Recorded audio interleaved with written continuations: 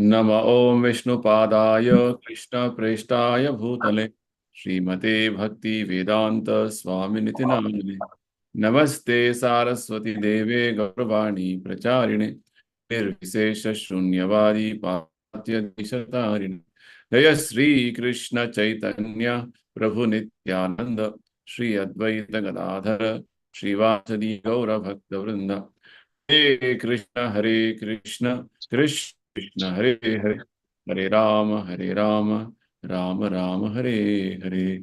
Shri Shri Radha Vrindavan Chandra ki jai, Shri Tai Gauranga ki jai, Srila Prabhupada ki jai, Gaur Premanande, Hari Bol.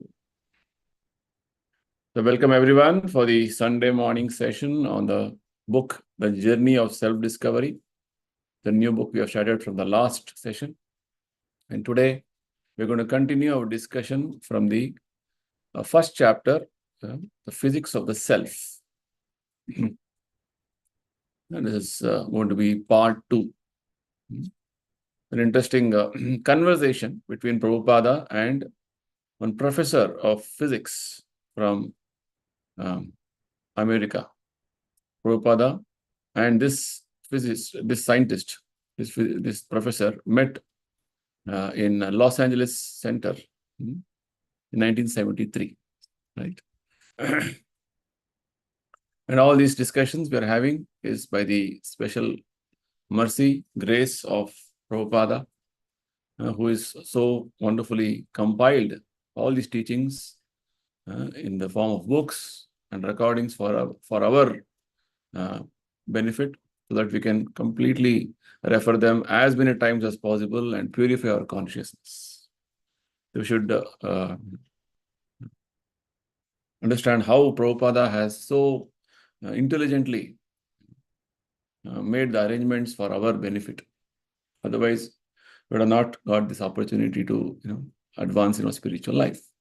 So, offering our gratitude to Prabhupada, let's begin our discussion with what we understood in our previous session.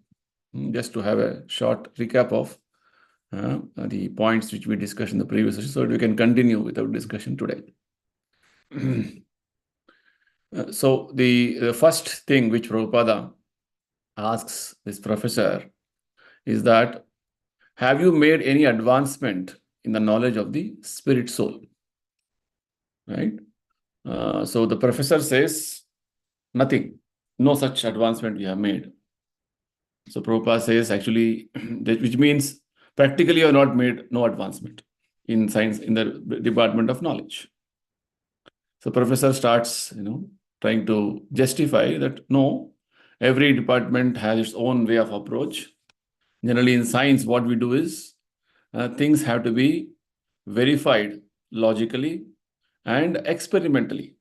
Then that becomes part of our scientific knowledge and scientific understanding.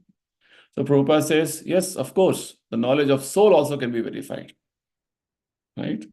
And Prabhupada also says that, yes, we don't deny that you have different departments of knowledge in your science, electronics, mechanics, physics, chemistry. But all of them and the different departments of knowledge, everybody is studying.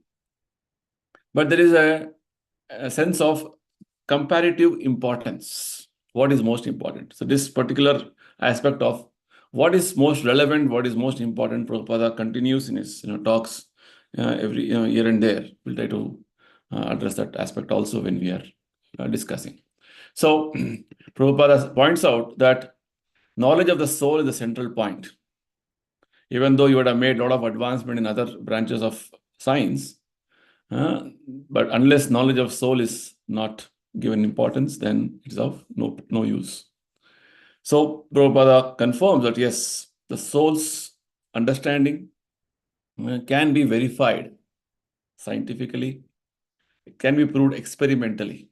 Prabhupada gives an example of how you can see in your own life. You had a small body when you were born, baby body. You grew into a child, and child grew into an adult. The same person, right? What is the evidence? What is the verification? Our parents say so. Our friends say so. All the people around us say so. So what more evidence and verification you want? Right? Prabhupada goes on to explain in that way. So the science of the self is very much verifiable with all the available resources. And Prabhupada makes a very important point that I change the bodies, but I am the same being. Because in the course of discussion, the professor wants to put before the argument, maybe the person who I was when I was a child, now I have changed. I must be a different person. The Prabhupada says, no, this is wrong understanding. The actual understanding is that I am the same person, but my bodies are changing. Prabhupada gives an example of how when you were a child, you are not a scientist or a physicist. Now that you have grown up and you have learned this particular field of knowledge, so you are acting accordingly. Likewise, every individual, based on the body and situations around that body, they act accordingly. But the person, the soul, is the same person, taking different situations. So it is a very important revelation which Krishna explains in the very beginning of Bhagavad Gita. Then further, as the discussion continued, Prabhupada said how this aspect of the soul entering into the womb of a mother and just developing into a body is a big science. So basically, the discussion is going on with a physicist, right? Rather, a scientist who is expert in physics. So Prabhupada is getting into details analysis of the whole discussion, and he says that consciousness develops at 7 months in the embryo. Right? Even now, the medical field has proved how the body develops. Right? When the male and female unite, the secretions from both of them mix, and there's a sort of a small pea-like structure formed, and then gradually develops into different stages of the growth of the embryo. So, and Prabhupada says specifically that consciousness develops at 7 months in the embryo, and the child very much wants to, come out of the suffering. He prays to God at that point of time that I am entangled in this cycle of birth and death. I've been taking like this body after body since so many lifetimes. So my God, when I come out of this body, I'll perform your devotional service. Please protect me. Please save me. This is the way the child prays to God. But unfortunately, when the child comes out, again it gets influenced, enamored by the other circumstances around it, and forgets what prayer it had made. The Prabhupada says like this: it is very important that the parents who are giving birth to a child are responsible, and they are actually God conscious. So further, Prabhupada says the parents influence children's spiritual growth. What type of environment, what type of background the children are experiencing, that will influence the child's consciousness very much. Because generally, the child will only be seeing, learning, whatever it is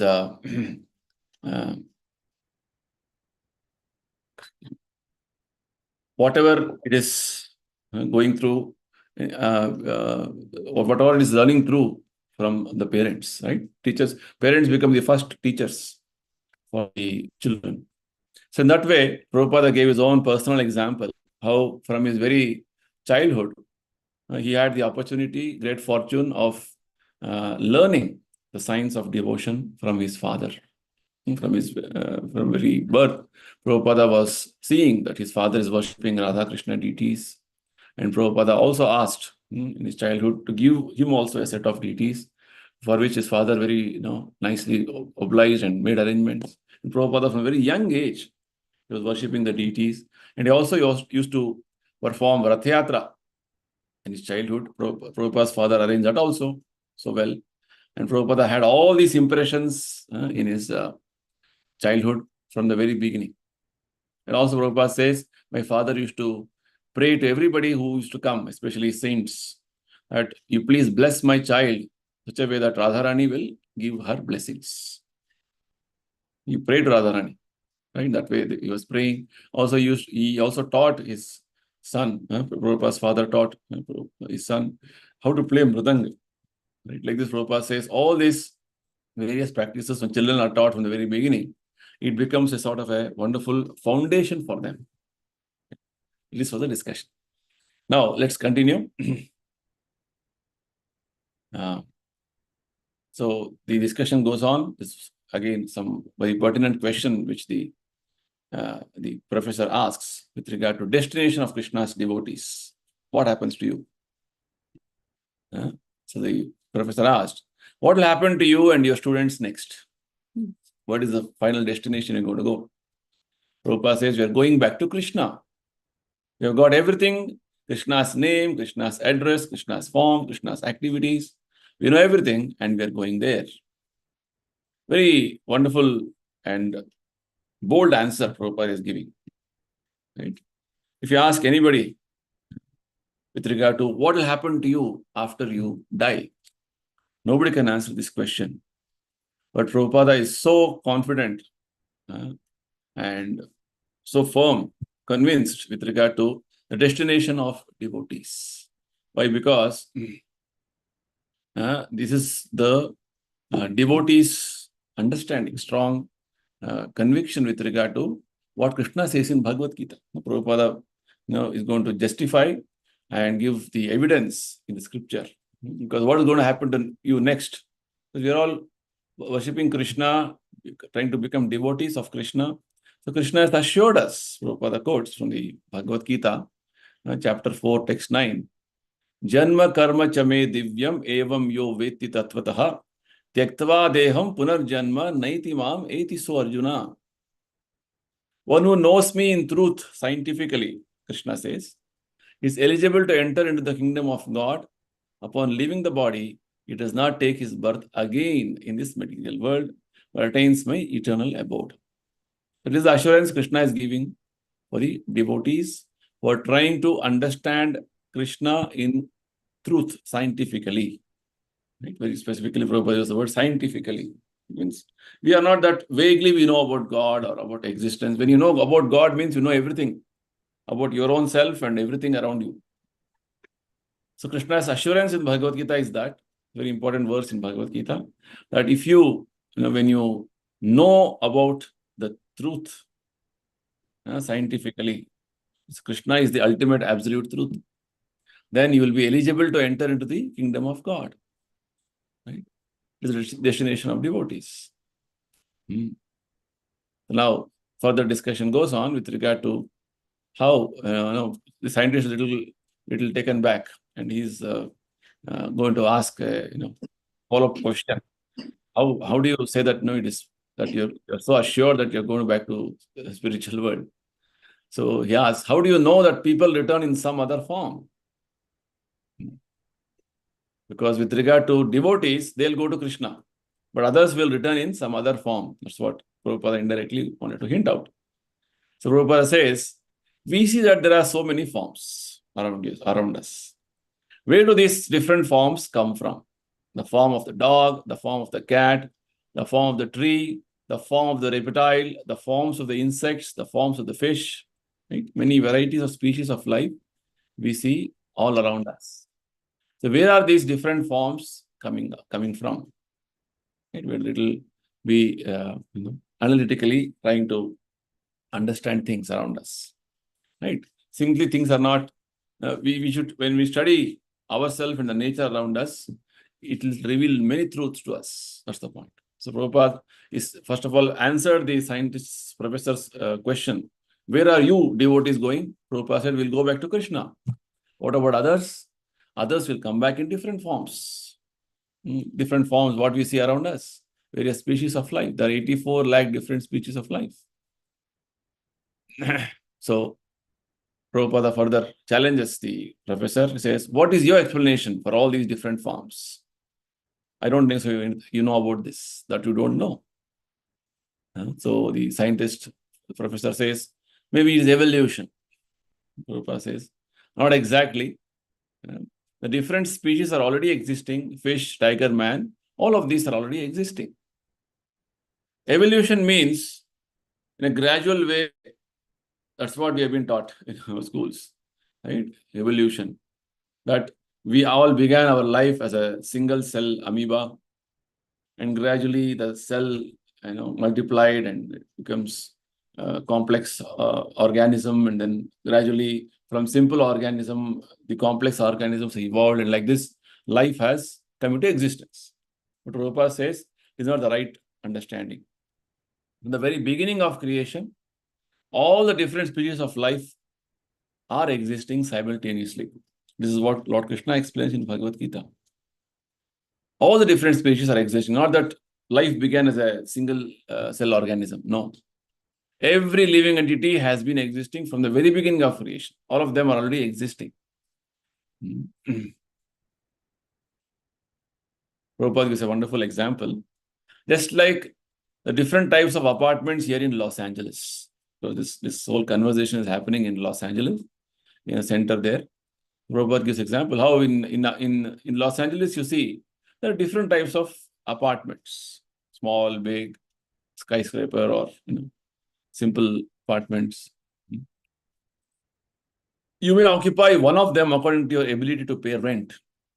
But all types of apartments are nevertheless existing at the same time. Very wonderful example. Little you have to get, you have to get this feeling of what Prabhupada says here.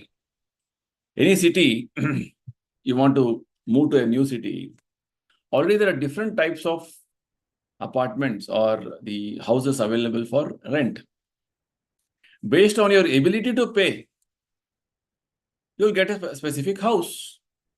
So likewise, based on our ability or based on our karma or different action-reaction, cycle, which we are carrying with us as a baggage, we'll get different bodies.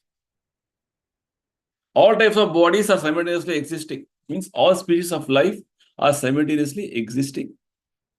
And what happens when you are supposed to get the body of an animal, for example? The same process as Prabhupada explained in our previous session, that you are transferred into the semen of that particular entity, male entity, and you are injected into the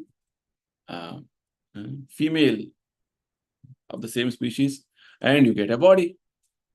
And who decides whatever body you get? Again, there are various laws of nature working as per the direction of Lord Krishna. Karmana daiva netrena jantu dehopapattiye. The scriptures say, based on your previous activities, karmana, and under the supervision of Lord Krishna and the various laws which he has designed, the living entity gets a specific body. Yes, see, this is the law working, this is physics, science. So, Prabhupada very nicely explains in a very simple language. Give an example of the apartment. Apartments are all existing always. Based on the capacity or ability of your making the payment, you get appropriate apartment. Similarly, the living entity, according to his karma, is given facility to occupy one of these bodily forms. Right? So like this, the various species are getting different, various living entities are getting different bodies every life. Right? So this whole science is explained in Bhagavad Gita very, very nicely. How you get a different body, now you got one body, how you got this body, all this science is explained very nicely in Bhagavad Gita by Lord Krishna. So the living entity, according to his karma, based on the action-reaction cycle, is given facility to occupy one of these bodily forms. This karma is like the currency, what you have earned. If you have got better currency or you have more currency, you'll get a better body. Yeah, it's like you have more better money, good money, then you'll have a better place to stay, a bigger house. And you don't have much money, then you have to stay in a very simple, small place. That's how it is. So the species of life, the 84 lakh species of life, you may get any body based on your karma. So you're given the opportunity to occupy a specific body next life, which means our life is continuous journey. But there is evolution also, spiritual evolution. Right? Prabhupada explains what is spiritual evolution. From the fish, the soul evolves to plant life. From aquatics, one gets a plant life. And from the plant forms, the living entity enters into an insect body. Right? Insect and reptile body. And from the insect body, the next stage is bird's body. From bird's body, you'll get a beast body. Finally, the spirit soul may evolve to the human form of life. This whole science of evolution, very nicely described in the scriptures. There's a scripture called Padma Purana. It's nicely explained there. With 84 lakh species, breakup is given very nicely. Jalaja Navalakshani. There are 9 lakh forms in the aquatics. 9 lakh different varieties of fishes and many other aquatics. So many aquatics, which we may have some understanding. But the scriptures say there are 9 lakh species of life. Sthavara Laksha Vimshati. From aquatics, the living entity evolves into plants, plant species, which means the spirit soul goes through this 9 lakh species and then gets the body of a plant. And in plant species, there are plants and tree species, there are 20 lakh varieties. Okay. And from plant species, then the living entity get the body of an insect or a reptile. Right? Jalaja Navalakshani, Stavara Laksha Vimshati. Then there are around 9 lakh varieties of reptiles and insects. Then after that, bird body, 10 lakh varieties.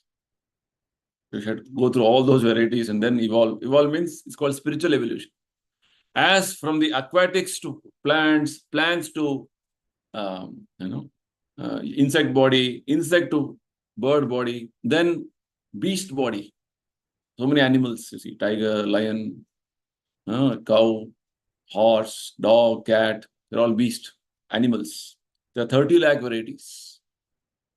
So when the living entity is evolving from aquatics to plant life to insect life to bird life to beast life, the consciousness is gradually getting involved. So the concept of evolution which is described in the scriptures is the consciousness evolution.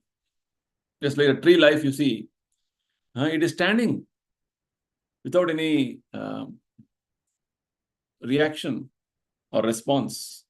A tree or a plant has to stand in the scorching heat, right, or very severe cold or heavy rain. It cannot protest.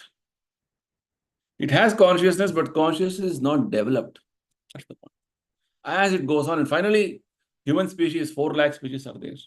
Like this, the gradual evolution with regard to consciousness happens. The same spirit soul taking different bodies. The point.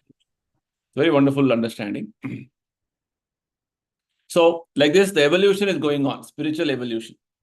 Right? It's not that we all began with a single cell organism. No.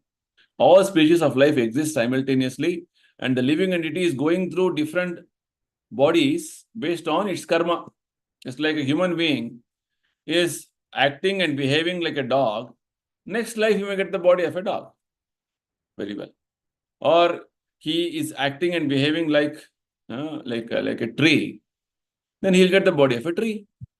There's a nice story in the Bhagavata, how the sons of Kuvera is the treasurer of all devatas. There were 2 sons, Nalakuvara and Manigriva.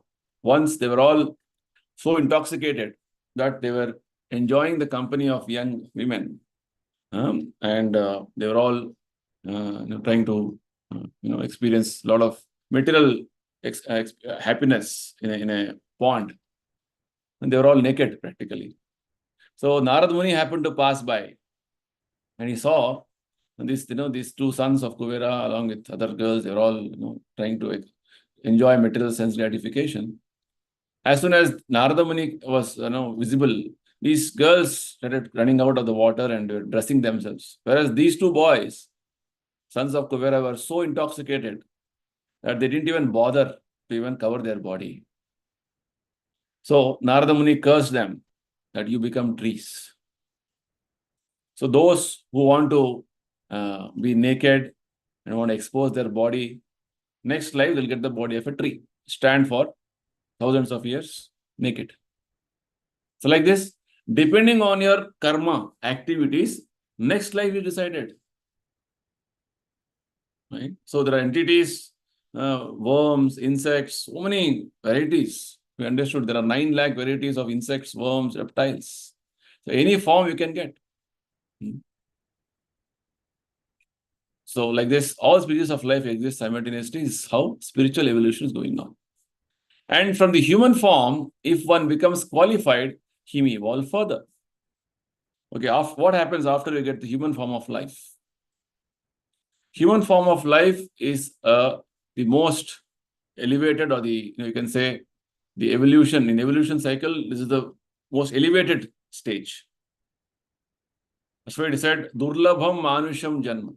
Once you get a human form, rarely you get, because other than human form, 4 lakh species, there are 80 lakh other species. You are going through cycle of birth and death through so many species of life. You have to appreciate this point. How rare, when scriptures say human life is very rare, it is again confirming the point that after evolving through many species of life, we get this human form of life. Durlabham Manusham Janma, Prahlad Maharaj says. Very rarely you get this human form. And once you get, you have to use it very meaningfully. Even though it is temporary, it is adhruvam, but it should be purposefully, meaningfully used. So Prabhupada says, from the human form, we can elevate further. What Krishna says. If you know me in truth, scientifically, Krishna says, that you will come to me, that is called elevation. Or else you will be again going to cycle of birth and death. Punarapi jananam, punarapi maranam. So like this, Prabhupada very nicely explains about the evolution. Otherwise, you must again enter into the evolutionary cycle. Human life is meant to come out of the cycle of birth and death, going through different species of life. Otherwise, again, you will be subjected to the evolutionary cycle of repeated birth and death. That's the point. So Prabhupada explains, actually, the design, the way Krishna has made this whole arrangement is that whatever you like, you will achieve. Therefore, this human form of life is an important juncture in the evolutionary development of the living entity. The important point Prabhupada makes here. See, other species of life, when they're evolving from one type of life to another life, they don't have any choice. They are not subjected to the law of karma. Very important point. The scriptures explain to us, other species of life other than humans, that is 80 lakh species, for them there is no karma. With regard to way we are subjected to. Just like his Prabhupada gives example, when you are going on the road in your vehicle, sometimes some dog crosses the road or it is going in the wrong direction. The police will not penalize the dog. Right? When you are going in the wrong way or you're speeding up so much, the traffic police will fine you. So human form of life is an important juncture in the evolutionary development, because it has come to a very responsible position. Prabhupada and elsewhere, he explains how human life means a very responsible life. He gives the example of a highly paid officer. Right? In a court, the judge is paid highly, whereas a clerk is paid lesser salary. Why? Because judge is executing higher responsibility, or he's doing work of greater importance. Likewise, when you get a human form of life, you're supposed to, you're supposed to execute work of higher nature, responsible work you're supposed to execute. You again act like any other animal. You got a human form, but you behave like a cat and a dog. Krishna says you're not fit to be in that animal, in that human form. Again, degrade yourself to become an animal. Prabhupada often uses this word dog and cat because nowadays people are very accustomed to keep dogs and cats in their houses as pets. You're developing that consciousness. Then again you become a dog and a cat next life. So this is the way. So human life is human form of life is an important juncture in the evolutionary development of the living entity. Bhagavad Gita, Krishna says, Yanti deva vratam devan, pitrun yanti pitrvritaha, bhutani yanti bhuteja, yanti mad yajinopi mam. So basically Krishna says, whatever you like, you can achieve. You want to go to Devata Loka, you can go to Devatas. You worship Devatas. Or you want to go to your forefathers' planet called Pitru Loka. You can go there also. Or you want to worship some ghosts and spirits by black magic. You can become ghosts and spirits next life. So what you want, you decide. Just like, for the children, once they have completed their 10th standard or 12th standard, the question is before them is, what do you want to do? What do you want to become? Right? Whether you want to become a business person or you want to, become a professional person, you want to go through one specific, stream of understanding, now line of knowledge, line of department, left to you. Whatever you like, you can achieve, and Krishna will facilitate. That's the point. So you want to go back to Krishna, or you want to continue in this material world with many, many aspirations and desires. Choice is yours. What do you want to do? That's what, Prabhupada says. There are different lokas or planetary systems, and you can go to the higher planetary systems where the demigods live, take a body there, or you can go where the pitas or ancestors live. Right? Forefathers are living in a planet called Pitraloka where they are not got physical bodies, they're still in the ghostly bodies. You can go there also. Just like recently there was Shraddha Paksha. If the family members don't offer the proper oblations, then the pitas or pitras in the Pitraloka will remain in that condition, suffering. Because when you don't have a body, physical body, you're a ghost. Subtle body is a ghost. Mind, intelligence, ego only you have. So that body, is like a suffering. Right?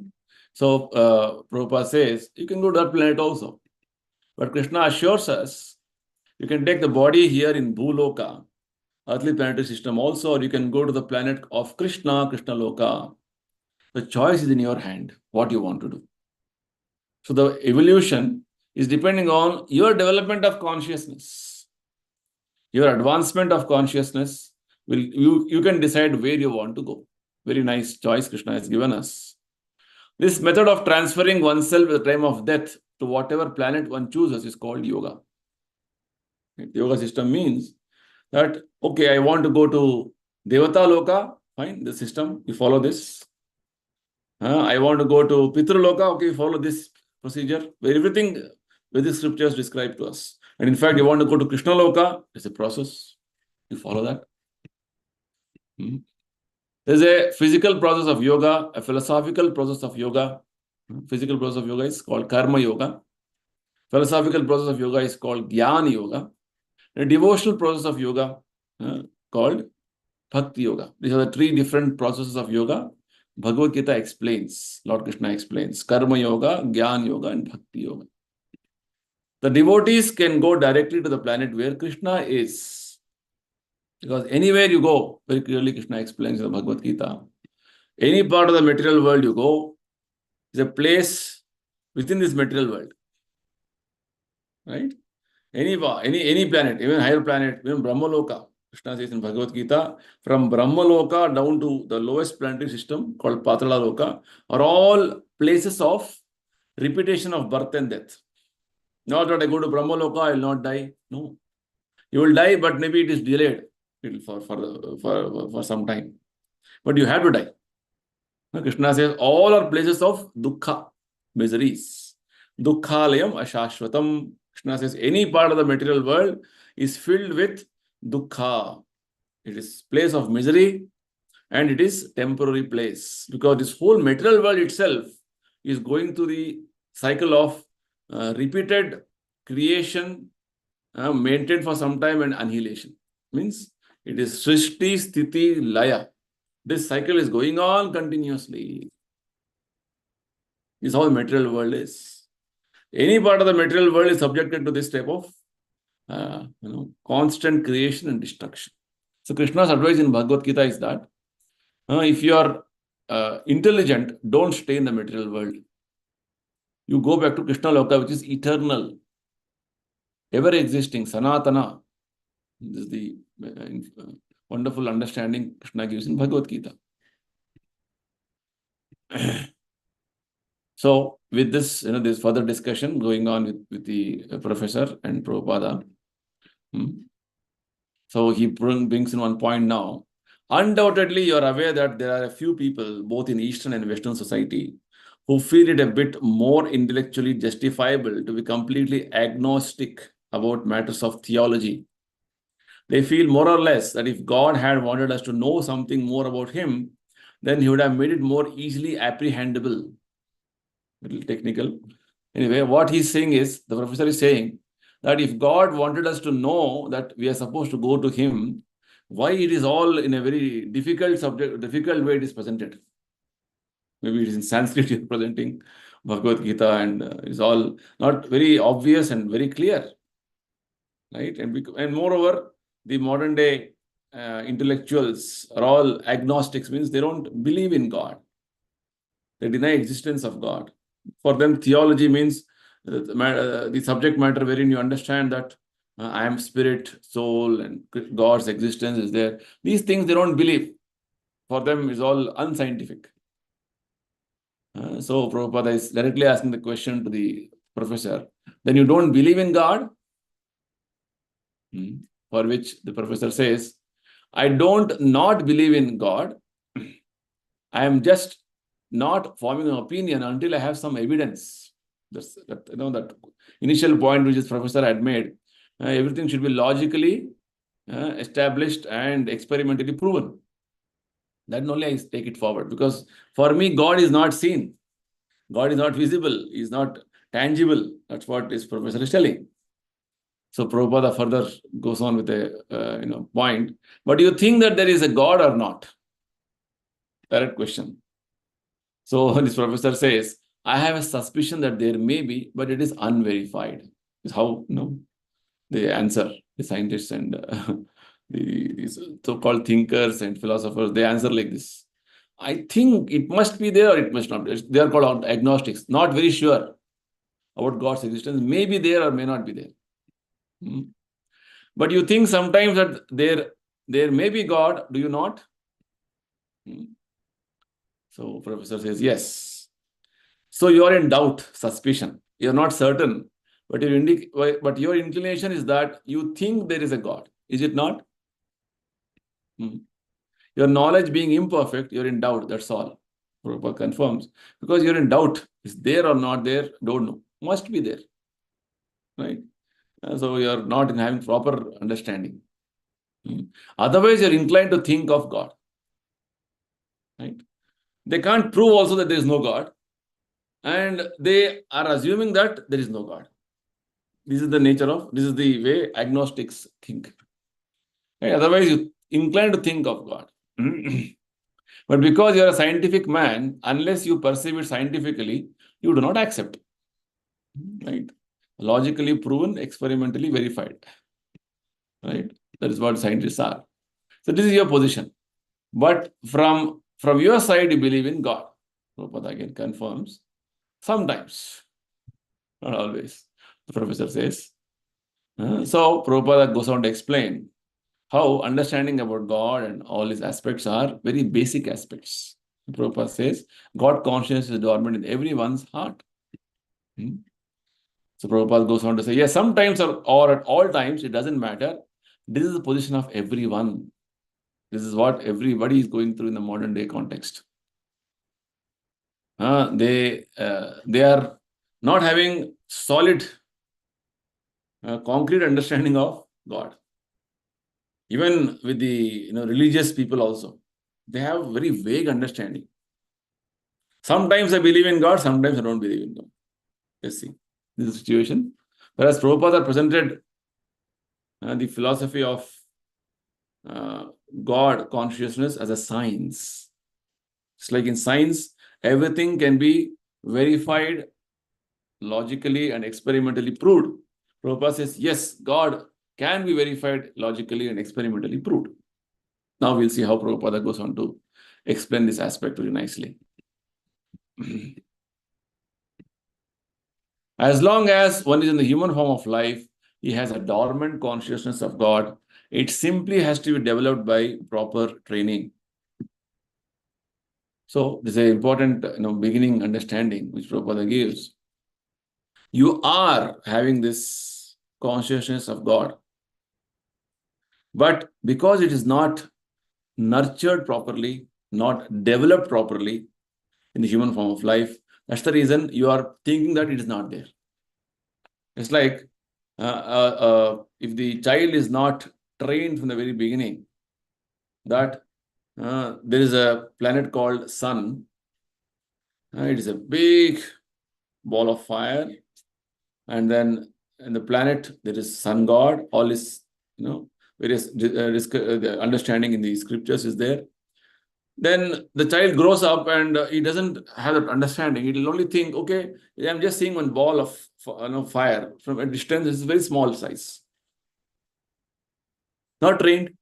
Eyes are not trained, or the cultivation of knowledge has not happened. That's what has happened with us right now. So, human form of life, all of us have this consciousness of God dormant. It is there within us. But when you properly cultivate it by training, by culture, then what happens? It will develop. It's just like anything else in life. For example, you have become a scientist. How? By proper training, proper education. Prabhupada gives an example before also, the scientist. When you are born, you are not a scientist.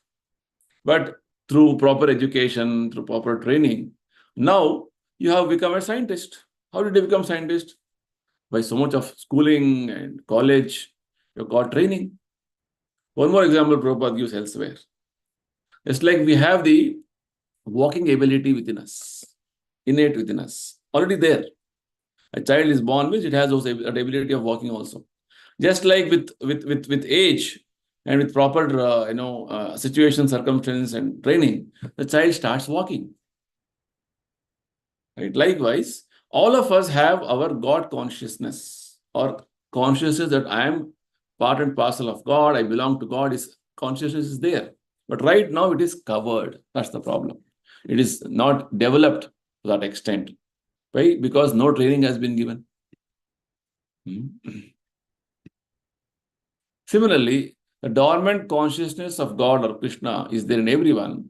It simply requires proper education to awaken it. Prabhupada gives the example of a child.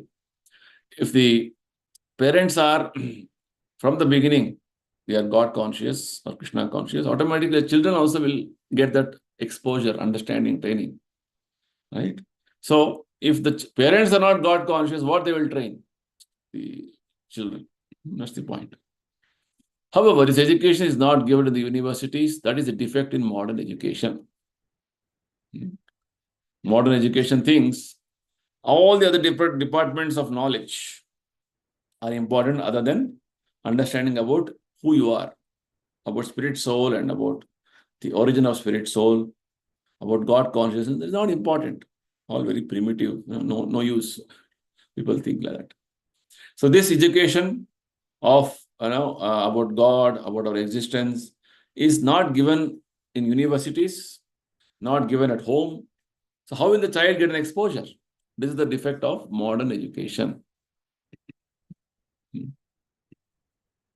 Although the inclination to be Krishna conscious is there, the authorities are unfortunately not giving any education about God. Right? Everybody has that innate craving for understanding about God. But somehow a proper environment, proper situation is not created, and no education is given to the children from the very beginning. Prabhupada gives example. In San Diego, some priestly orders are going to hold a meeting to investigate the reasons why people are becoming averse to religion and not coming to church. So, when religion is very much part of our life and we have to follow that, and nowadays people are telling, no, why not required? We are very secular. Secular means no affiliation to any religion. Just I want to be whatever I am. Right? Like that, people think, religion is not required. But religion is very much part of our life. In fact, the scriptures say, Dharmena hina pashubi samana. The important distinctive feature between a human and an animal is that animals don't have any religion. They don't follow any religion. Whereas humans follow religion. Religion means the standard rules, regulations given by God Himself for our liberation from this material world, which you follow, which you adopt in your life carefully, then you will be coming out of the cycle of birth and death. Animals don't require because they're going through an evolution gradually coming up. But you require because your life is an important juncture. Either you can go up or you can degrade yourself. That's the point. So even the religious leaders are trying to investigate why people are going against religion or they're not coming to church that way. But the cause is simple, Prabhupada says, because your government does not know that life, especially human life, is meant for understanding God. They're supporting all the departments of knowledge very nicely, except the principal department, God consciousness. Right? This the same line of thought, if you remember the previous session also. Prabhupada said, what have you understood about soul from your science? The scientist says, nothing. We don't have any such knowledge at all. Prabhupada says, then your scientific advancement is of no use. So people are not having that, the value system for understanding about soul, the origin of soul, about God. These aspects are all neglected as though it is not important for us. Right? The value of human life, why we are living, is not properly understood. That's the problem. So human life is especially meant for understanding God. Anything else are only simply situational and circumstantial. The most important aspect is to understand about God. Dharmasya hi apavargyasya nartho arthayopakalpate. Bhagavata says very nicely. The most important function of human life is that the function of understanding about yourself as spirit, soul, and I am part and parcel of God. This understanding is lacking, then you are no better than animal. Because animals also are busy in eating, sleeping, mating, defending. And you also are simply eating, sleeping, mating, defending. What is the difference? So it said, Dharmena hina pashubi samana. When you don't understand about God, our existence in this material world, what is the duty I'm supposed to be doing in this human form of life, then you are no better than animal. So in this way, Prabhupada says, this is the unfortunate situation in the present day, that the government doesn't know that this human life is meant for understanding God. They are misguided, and people are misguided, and I guess all are misguided, and they are all going and falling into a ditch. Andha yathandai rupaniya mana.